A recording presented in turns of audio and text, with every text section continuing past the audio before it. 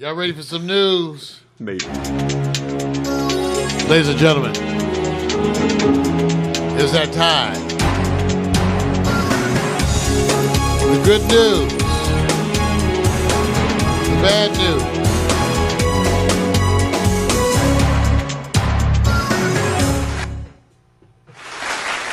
Yeah. Welcome, ladies and gentlemen, to the good news, the bad news, and the other shit. Not necessarily in that order, but, you know, I don't go out there looking for this stuff. It's the news that comes across my desk that I find the most interesting, the stories that I'm following.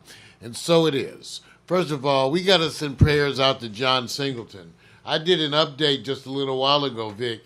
He's still doing fairly poorly after his stroke, still in coma. Yeah. That tells you something about the degree of brain injury. The longer that you're in coma, the more brain injury it sort of says that you're having, and that's why it's taking you more time to recuperate. So we want to send our prayers out to John Singleton. Bless you, brother, and his struggles to deal with this stroke. Yeah, absolutely. These kind of ailments that are going around. Yeah, prayers. Like we said, good news, bad news, and other shit. The whole weekend really has been about Trump. Tick-tock, tick-tock, tick-tock. Trump, because the Mueller report is now that it's fully clear to everyone that the so-called summary that was released by Attorney General Barr was totally inaccurate, totally understating the scope of the findings of that Mueller has detailed quite specifically in this report. At least 10 instances of obstruction. So, it looks bad.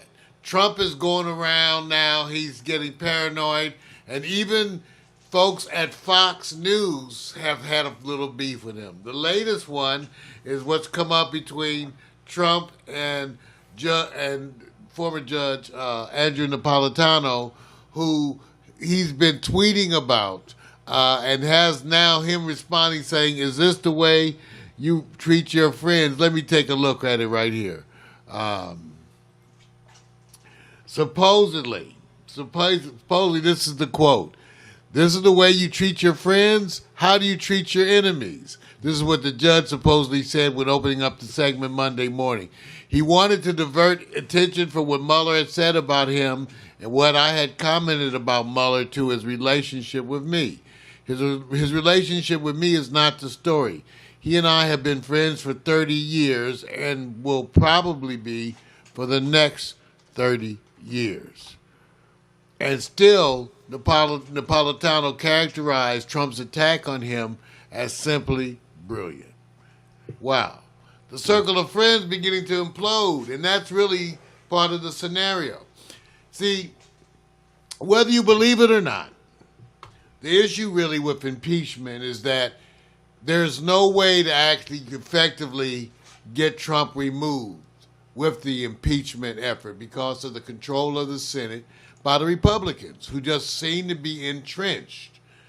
Without their support, you can't impeach Trump.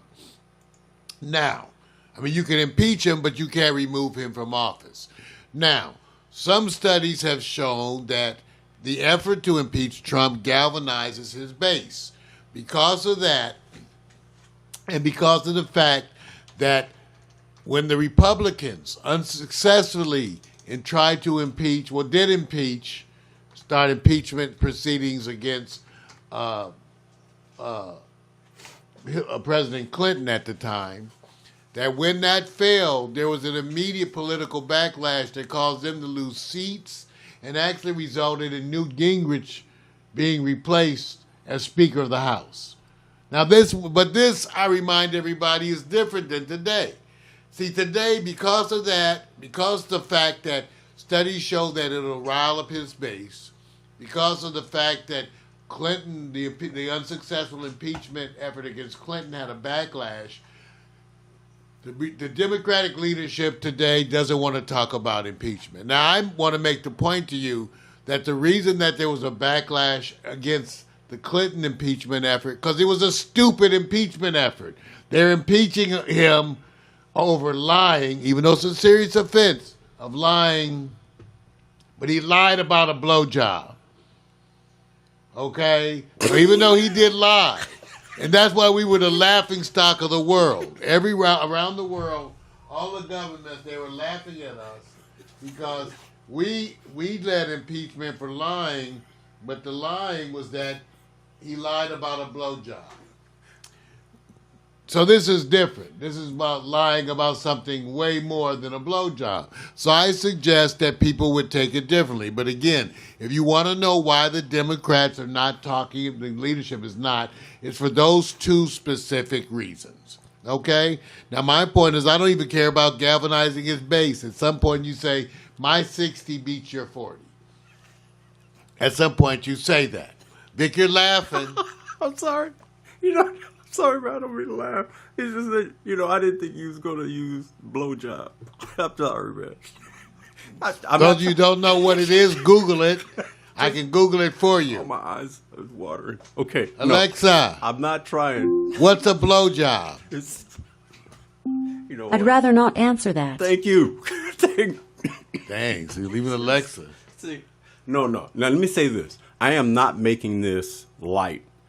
I'm just trying to figure out how to explain it to like a 10-year-old, and I want to use your technique. Well, I want to use your in technique. today's world, 10-year-olds probably know about blowjobs since they're talking about stuff sucking all the time. This sucks and that sucks, which is actually a reference to oral sex anyway, since half of the parents out there seem to let their children say that. I see. What the damn difference is it? See, I'm not. You have the advantage because you're putting it out there. You have way more credibility than I do because I'm laughing and there are people going, "That's serious," and I got it. I do, and I agree. There are degrees. I just want to see the ruler of where they go. When you said my 60 weighs your 40, I want to know what's happening there between 41 and 59. So I just hey, that's what everybody else want to find out too. Dude, I think it's great though, bro.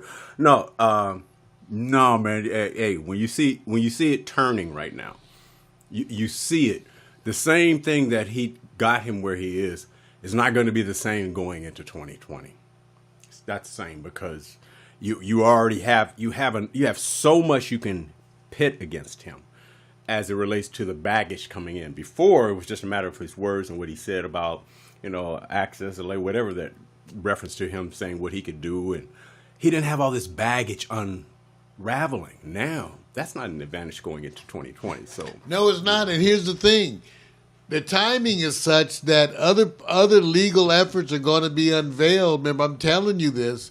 As you move closer to this election, you got other legal proceedings that are going to be unveiled. Right. So things are heating up. It's heating up because, one, the president seems to be not only unwilling to respond to any subpoenas, but telling folks not to respond, right, which is illegal. Remember, I predicted in my broadcast of 5/22/17 that the president would continue to break the law all the way up to the time he was removed from office. Yeah. And this, you can't tell other people to ignore, you can't tell them to commit a crime, right, to ignore subpoenas. So that's what's heading out this week. Also, Attorney General Barr being called before committees this week.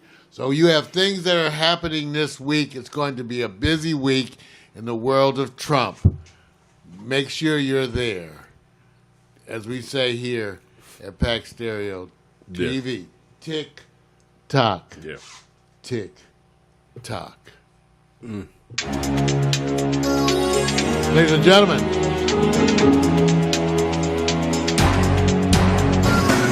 that's the good news.